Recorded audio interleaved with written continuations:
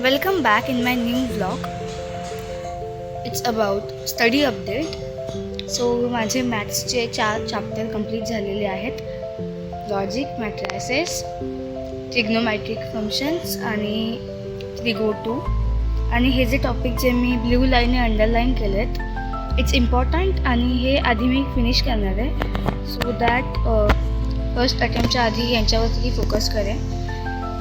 सगळा सिलेबस झाला तर it's well and good, but let's see कसं होतं आहे कम्प्लीट. सो मॅथ्सचं एवढंच झालं आहे आणि आज टार्गेट करते की मी वेक्टर्स किंवा लाईन अँड प्लेन कंप्लीट करेन, कारण त्यांचं वेटेज पण खूप जास्त आहे.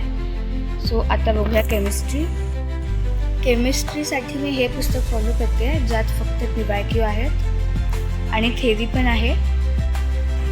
केमिस्ट्रीमध्ये माझे 8 चॅप्टर झालेत. त्यामध्ये सॉलिड स्टेट आहे, सोल्युशन आहे, आयोनिक इक्विलिब्रियम आहे, केमिकल कायनेटिक्स, इलेक्ट्रोकेमिस्ट्री आहे, chemical kinetics, green and nano chemistry आणि बेसिक कन्सेप्ट्स ऑफ केम. माझे तरी एवढेच चॅप्टर झालेत आणि टेक्स्टबुक रीडिंग पण झाली आहे. आणि फिजिक्समध्ये फक्त साऊंड झालं आहे, AC चालू आहे. एवढाच सिलेबस झाला आहे. तुमचा किती झाला ते मला कमेंट्समध्ये सांगा आणि हा ब्लॉग कसा वाटला ते मला कमेंट्समध्ये सांगा. थँक्यू.